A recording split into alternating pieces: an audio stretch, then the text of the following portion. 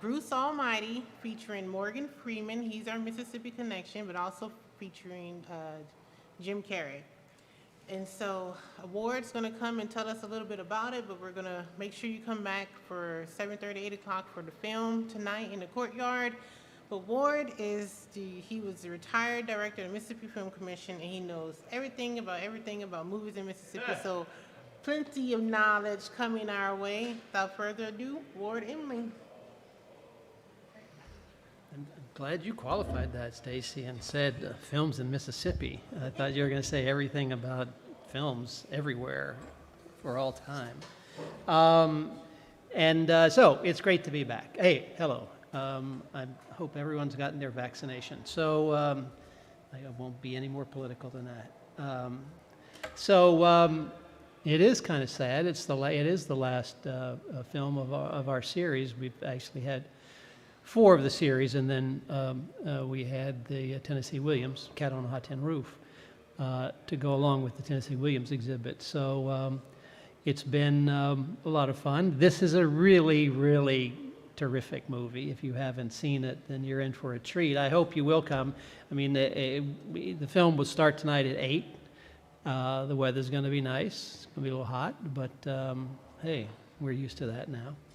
And so, I've been opening up these things. This one brought one very specific thing to mind when I started thinking about it, and that is my career.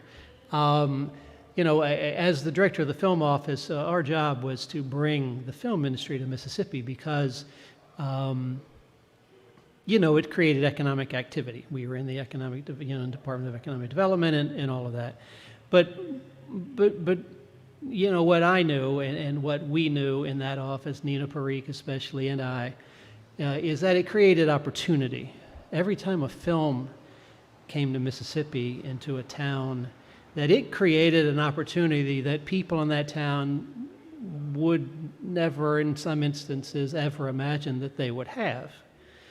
I was a young actor at Millsaps College in the early 70s, 1973, and a movie came to Natchez, Mississippi called The Musical Adventures of Huckleberry Finn.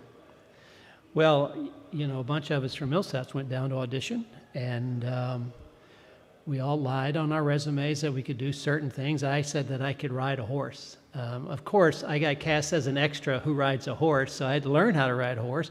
But I also got a job. They were trying to find they needed assistants in the wardrobe department, and so I got a job doing that. And that was my summer job, in the summer of '73. And I worked on this film all summer.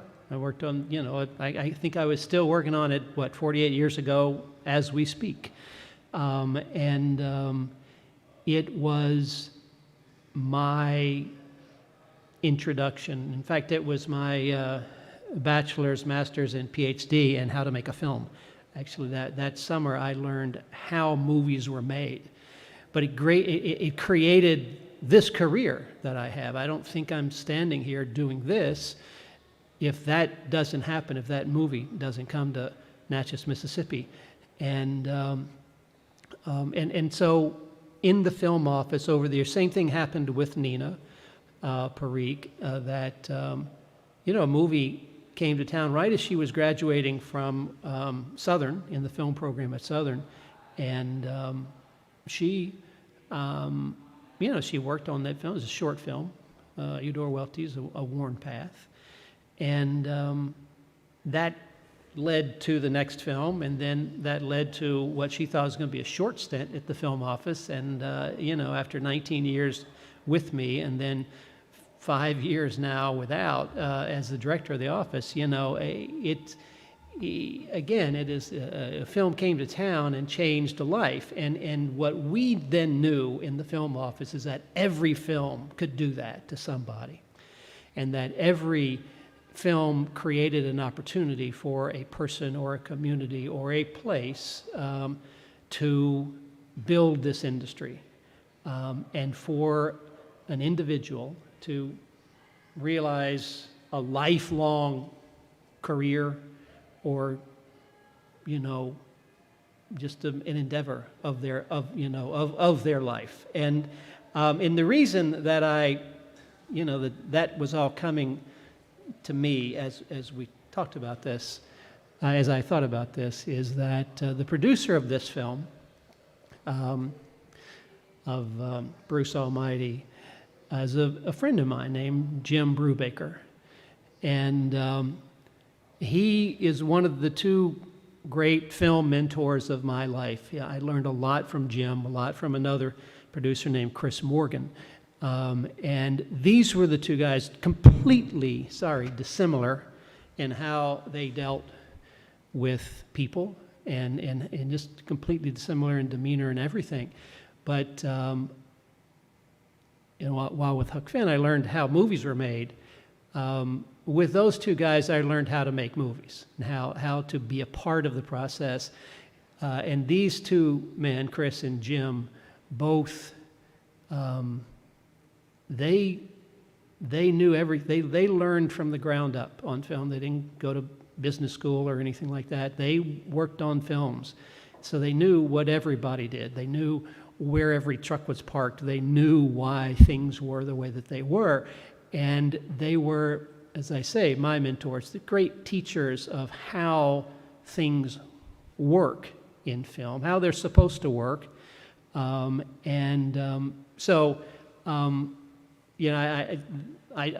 met Chris early in my career as an actor, actually, on Beulah Land. He was producing Beulah Land, also in Natchez, and then the series called The Mississippi that I worked as a location manager for. He was the producer of that. But then Jim Brubaker had an extraordinary career. But I did a film called Canine with him.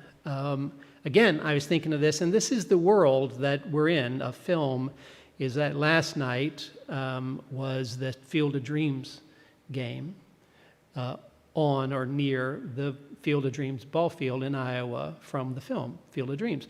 Well, when we were doing Canine in San Diego, the same company, the Gordon Company, Larry Gordon and Chuck Gordon from Belzona, Mississippi, were making Field of Dreams in Boston and Iowa. I used to say to Larry, because Chuck was on our film, he's passed away, God rest his soul. He was a great, great producer and a great guy.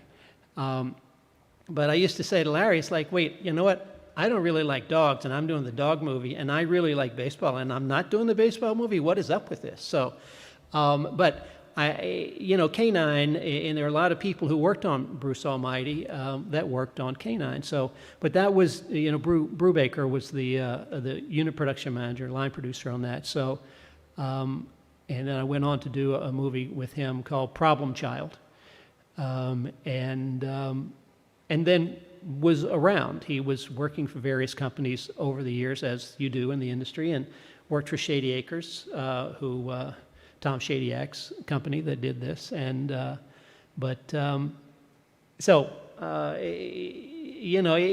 is a small world, and but what we do in the film industry is it's just, we make connections and we create relationships, and those were the two strongest relationships that I've had in the film industry, I think. So I want to thank Chris Morgan, who's up in Rhode Island somewhere, and Jim Brubaker, who's out in California somewhere, and because they, after that intro course that I had in making films with Huck Finn, they made this career possible, and so I'm happy to be here. So Bruce Almighty, well, it's a terrific film, as I said, and the reason we're here is Morgan. And I think if you Google Morgan, you come up with Morgan Freeman. So, he's one of our one-name people that he doesn't need a second name. The Oprah and Elvis and Kermit, who doesn't have a second name, and, Leontine and any number of people but this was Morgan's this is Morgan's film, and it's his connection to this building and what we do. And he actually won the Image Award, the NAACP Image Award, as the best supporting actor for this film. And it won the film won the People's Choice Award as favorite comedy. It was a really big film, had a really big budget because it's got a huge cast. I mean, last time I was here, I was talking about the crew it takes to make a Muppet movie. The cast goes on for pages. It's just amazing. And a lot of names that you know and a lot of faces that you would recognize. So it was a big winner. It was the budget was about $81 million, and it made on its opening weekend made almost $86 million, which made it at that point the top Memorial Day opening of any film in history.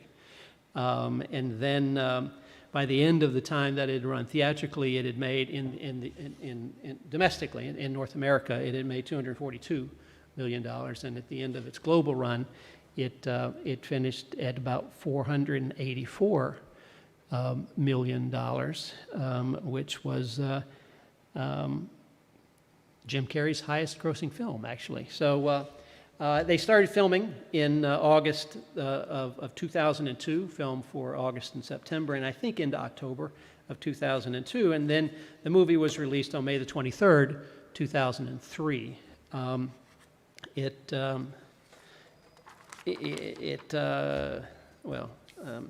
going to. I don't need to go through the plot because you're gonna come see the movie, aren't you? It was filmed mostly on the Universal lot. A lot of the scenes. I think the main town scene was the Back to the Future set, in fact in the movie you see that water tower that's so prominent in the Back to the Future films. The movie's set in Buffalo, New York, and they did some second unit filming in Buffalo, and they did some second unit filming in San Diego and in New York, and they shot at Niagara Falls,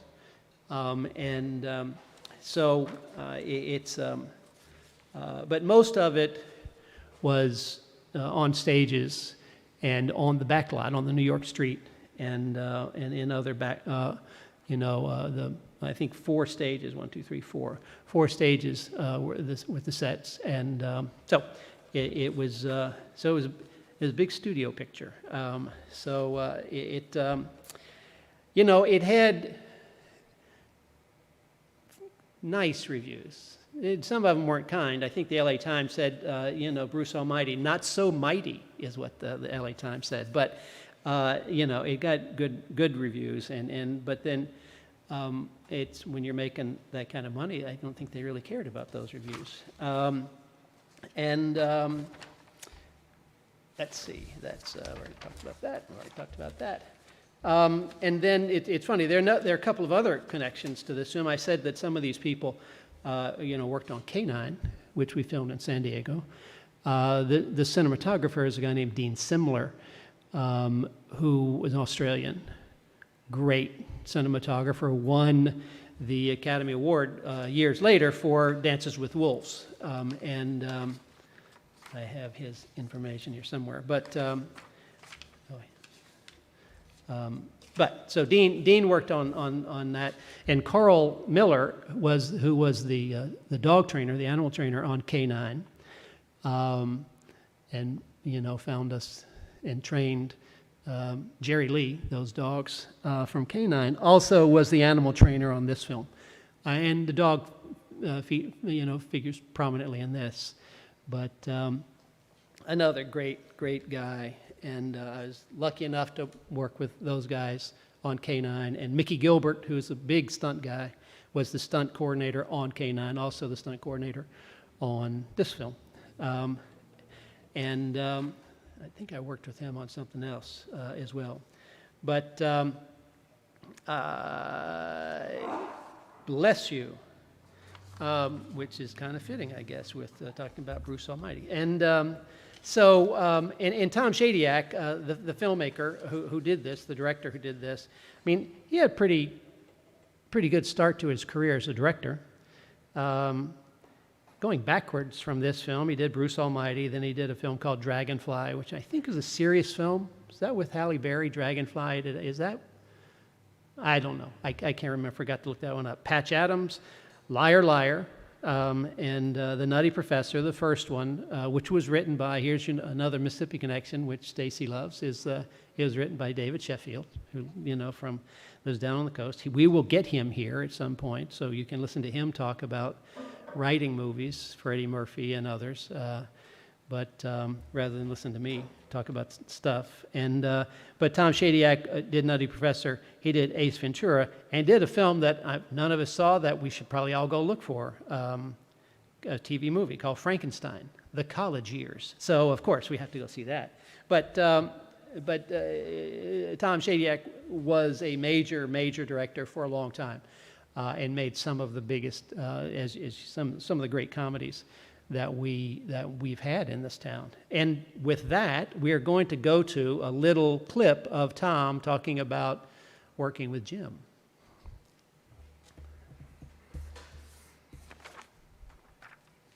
I've done 3 movies with Jim, and we have a real ease and comfort working together. We can sort of look at each other and know when the other one wants another take, or when someone's coming up with an idea, or when someone's done. And the most common question that I am asked is, what's it like working with Jim? Is he funny all the time? No, but a lot of the time, yes. And we have a process where we will do take after take in what we kind of call a comedy fishing expedition. Maybe we've caught a little mackerel, but we want to see if we can get an 18-pound trout and go from there. There are 3 examples that we want to let the audience in on what it's like working with Jim. How creative he is, how clever he is, and how crazy it is in the editing room, because we have to go through sometimes 50 choices. So there's a scene where it's scripted as Jim lights the candles. He's got God's power. He's going to light the candles for romantic atmosphere, to have a night with grace. And we're showing you only about 1/3, so about 30% of the film that we shot on this, but it'll give you an idea. I think we come away with like 30 choices here, 25 choices. And if you'll notice, the candles are a special effect. You'll hear the clicks in the background. And the effects guys are having an impossible time keeping up with Jim. We would have fixed it in post, but nobody knows what Jim necessarily is going to do.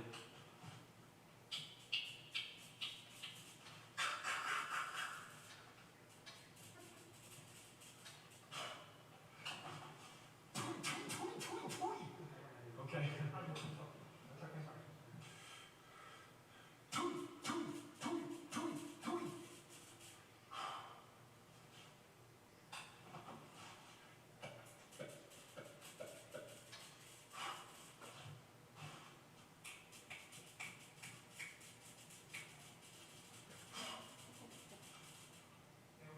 That worked perfect. That was awesome. Ambiance.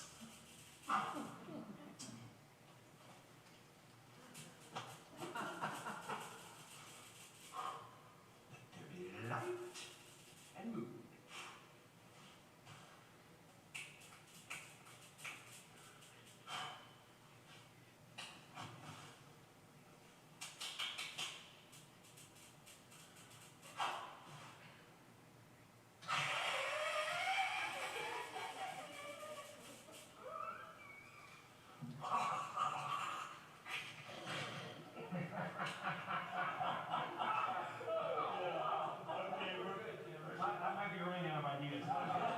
He's on the roof when he says, "I am Bruce Almighty, my will be done." Sort of the peak of his, egomania. And Jim started riffing on top of the roof. Again, this is about 10% of what Jim riffed, but I know people have lives. We're just going to give you a sample. As long as I don't look down, this is frickin' cool. Lightning's a bit scary, but I like the power. I like the rush. Okay, everybody. Clam fake, clam fake. All right.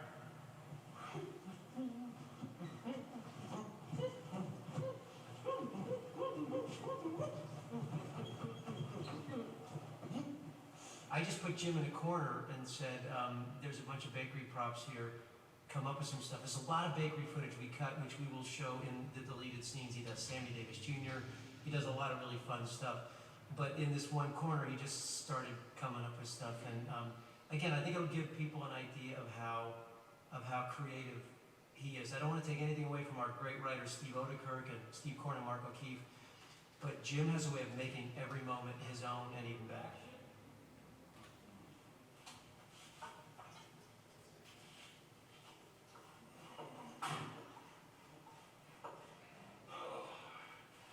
Bake those love handles away. Flintstones.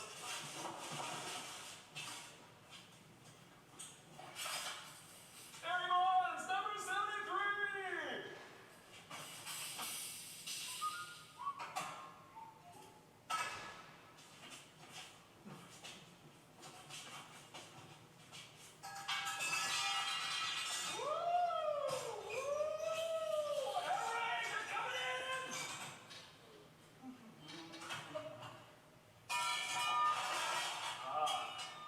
The scales of justice. Oh, gee.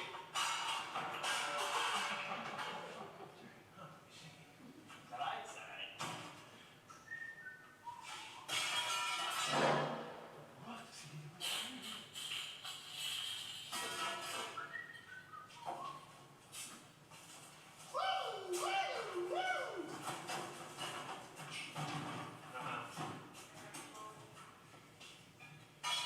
Half another nuts, man?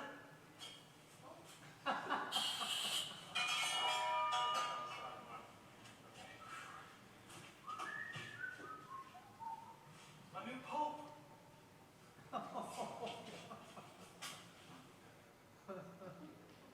All right. Everything, Yeah, that's exactly. everything,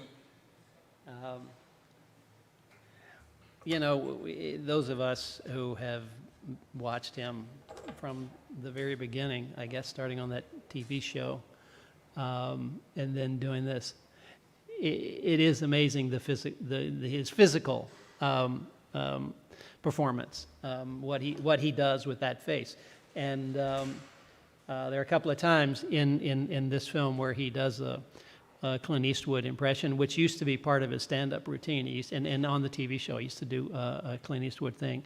But what I didn't know is that one of his first films, Jim Carrey's first films, was the Deadpool, which was, I think, the last of the Dirty Harry films that Clint Eastwood did. And I had no idea. What I also I had no idea is that he would sometimes do, as Tom Shadyac said there, 30 takes. Oh my God. And that's in the days of film. You're running film. But it looks like they weren't cutting between. They would just do these things, and all of that. But I don't know. That's, 30 takes. That's a lot of energy, which I guess no one has ever accused Jim Carrey of not having energy. Any questions at this point? No questions. So, we talked a lot about Jim Carrey, and it's certainly Jim Carrey's film, but the rock of this film is our neighbor from the Delta, Morgan Freeman, who's in Jackson right now, actually filming a film with Juliette Binoche, another Academy Award winner. So he's over there, but Morgan, while I waited for a movie to come here to give me an opportunity to be in this film business, Morgan went to New York and had a long career before his overnight success in a film called Street Smart with Christopher Reeve, where he played a drug dealer. And that was his first Academy Award nomination. After which there were many, many, many more. Almost everything that he did for a while, he was gonna be nominated, and eventually winning for Million Dollar Baby, Best Supporting Actor, though he had been nominated a lot. And as he continues to work, he will continue to be nominated. He is a solid rock. And what you see in this is a little departure from what we know of Morgan, is that it's very, very light when you see him in this film, that he does a lot of things that are funny. And, we are lucky that he's our neighbor. And he is, because he's here a lot of the time, up in Charleston and Clarksdale.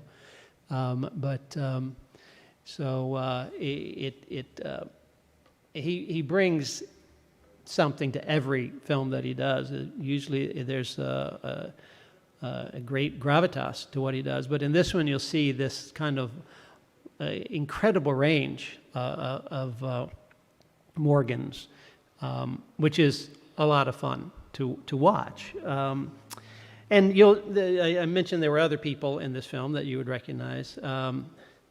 I have to move this away. Jennifer Aniston is in this film. Was still doing Friends at the time. In fact, when she was filming this, she was also filming Friends.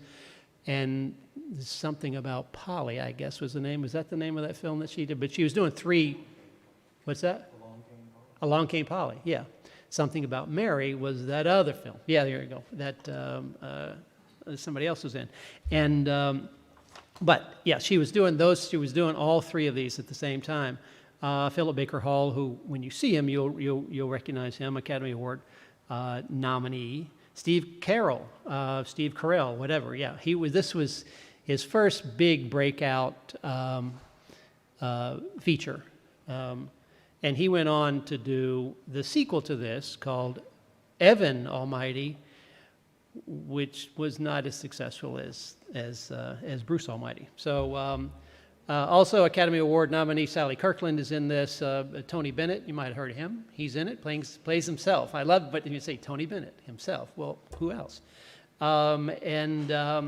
So a lot of people that Catherine Bell, who you'll recognize, I guess she was in NCIS when it first started or something like that, but she had a big television career. And Nora Dunn, who was Nora Dunn first on Saturday Night Live, and then, but you've seen her a lot. And so the production manager on A Time to Kill, and actually in Hunt, it actually worked on a TV movie down in Natchez back in the early 80s when I was the film commissioner the first time, and when we were all just kids doing this. So, but there you go. Junie is. The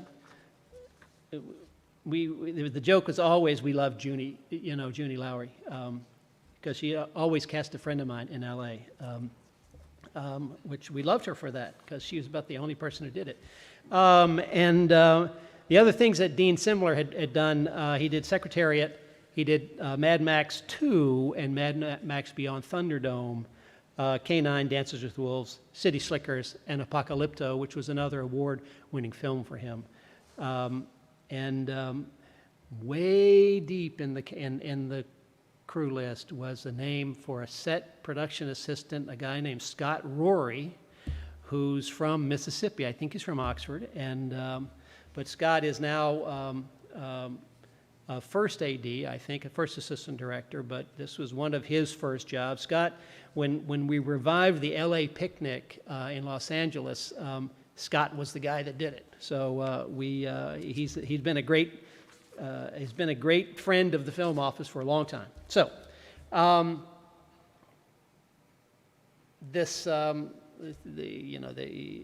do hope that you come see the film, and if you come see the film, there are outtakes during the closing credits, which I always love because I'm going to watch the closing credits anyway, but a lot of people get up and go. So don't get up and go. Stay and watch all the credits. We've probably seen some of those things that will be in the closing. Let's see. An interesting thing here, if you've ever noticed about phone numbers, this is in the trivia world, they always use the 555 as a phone number, as the first 3 digits of a phone number. 601-555 because it is an exchange that doesn't exist. Well, for this film, they didn't do that. They used a number for the phone number used by God, Morgan Freeman, in a Yankees cap. And so in area codes all over the country, people were getting calls asking to speak to God. So much so in 2 places that the studio had to buy that number so those folks wouldn't be getting these calls all the time. For the video release, they did change the number to a 555 number, but it started out as a 776. And it was not in use for the Buffalo area code, 716, but it was in other area codes. So there you go. Just one of those things. The monkey, there's a monkey in here, like to go with the dogs. A lot of, Carl Miller had a lot of animals in this one. The monkey was also an Outbreak, and he played Marcel on Friends. If you're a Friends person, same monkey. And also, so he had worked with Jennifer Aniston before. He was also in Ace Ventura, so he had worked with Jim Carrey before. So the monkey was, had a strong relationship with those guys. While it's a fictional story, it was they used a real television station, Channel 7 Eyewitness News, out of Buffalo, which Jim Carrey grew up across the border there in Toronto. So he watched this as a kid, WKBW TV. And the main guy was a fellow named Irv Weinstein, was the main newsreader for that.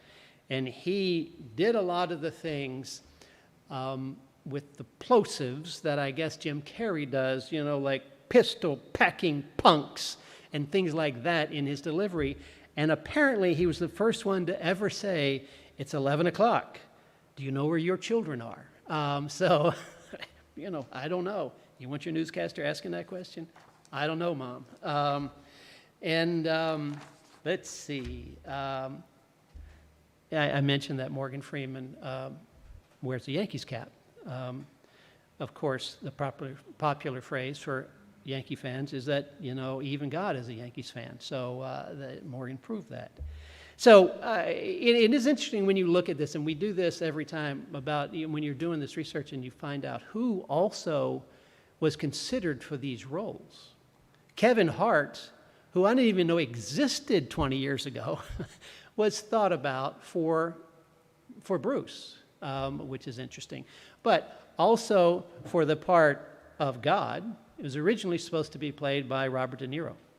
And they'd also asked Jack Nicholson, who, of course, had played the devil in Witches of Eastwick. But, that's when you see those names like that, you go, okay, that would have been a lot different, but it would have been a lot different.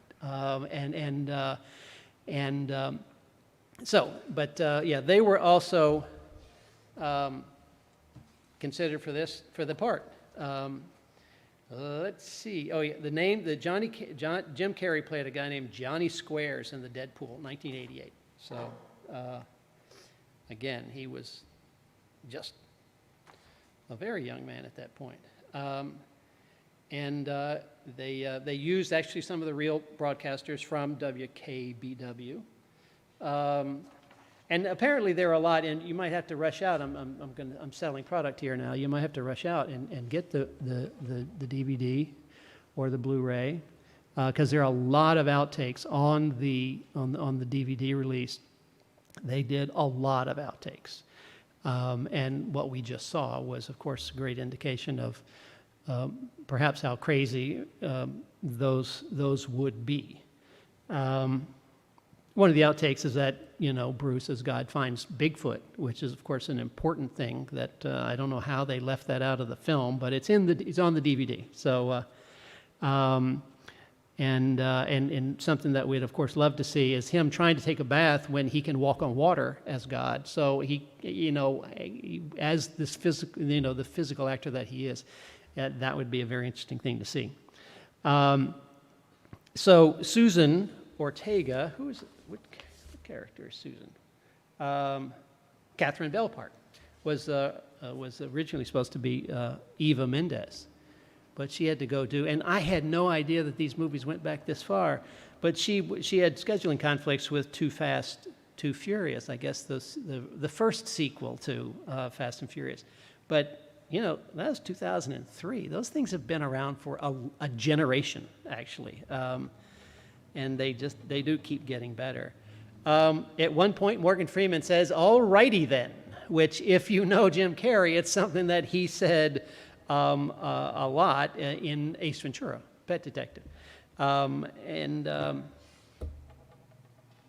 Let's see. Any more questions? You know what? I'm just rambling on here, and you know, one of the things about this film that we know, we see a film like The Nutty Professor, which has one of the greatest performances we will see with Eddie Murphy in that first Nutty Professor. And then you see a film like this that makes a lot of money, that a lot of people wanted to see, that doesn't get a lot of credit. You know, serious credit, big awards credit and all that kind of stuff.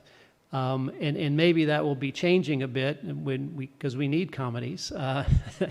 But Tom Shadyac, as I said earlier, had cornered the market with Jim Carrey of movies that made you feel good. And then you see a movie like this, and I'm remembering Liar Liar as well, and they're kind of like old movies to me. They were just light-hearted, good-hearted comedies where there was a situation and there's a big learning arc. You learn something. The actor comes to an understanding. The character comes to an understanding. And you go back to the the Jimmy Stewart films. What's the one with the rabbit? Harvey. Or so many of the things that he did that were so just lighthearted and fun. And these films, these early films, though there's a lot more physical stuff because of Jim Carrey's elastic face, but they, these were that type of film, those films from the 40s, I guess, to me, as I watched them. Let's see, both of the dogs in this, actually two dogs playing one, and Carl would do that. He'd have a dog that would do, that did some things better than the other dog. And we did on Skip, on My Dog Skip, we had 4 dogs to play Skip.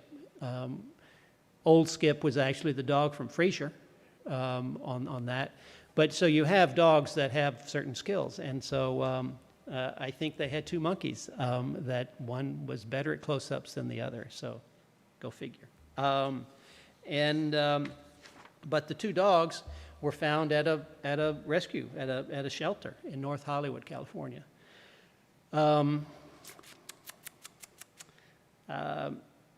were a lot of tricks for the animal stuff. They didn't do all of the things that they did, and there's one that I want to read because it's kind of weird and very involved, where the dog is sitting on the toilet reading the newspaper. Well, a platform was built inside the bowl of the toilet, so he could rest his front paws on that and while standing at that. And the trainer stood off camera, cueing the dog to look in various directions with hand cues and sometimes with food. Then they just had to rig this whole thing, which I love. That's the kind of thing that I would always love to see on one of these outtakes. One of these extras on a DVD. How did they do that? Because it's just this little thing that some special effects guy came up with the dog trainer, to make what seems like a very, to make a funny scene. Because nothing simple when you're doing something like that. And mean, we had a long, you know, we had, I think there was one dog that was really good at jumping up on the toilet, which is the poster for it, for My Dog Skip. And I can't remember which one it was, but he tried a lot and then finally got it, and it's a great poster. Let's see. That's the two monkeys. Kevin Hart turned down the role, actually, of Bruce Nolan.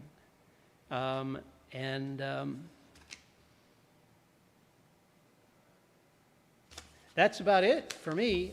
You know, like I said, I can go on. And again, I wanted to talk about, you know, when you see a film in your town, you know, help them out, because they can make a change. They can make a change to your life. They can make a change to somebody else's life. And again, I want to thank, you know, Jim Brubaker for, you know, for teaching me what he did, and Chris Morgan for teaching me what he did. And Jim Brubaker, who, like I said, had an extraordinary career that goes back to before Rocky. And you know that iconic scene in The Right Stuff when they're all walking in their, and all the astronauts are walking in their space gear for the first time down the hallway. They were just doing that, and Jim said we should shoot that, and it's again an iconic image of that film, of those 7 astronauts that were about to do something extraordinary.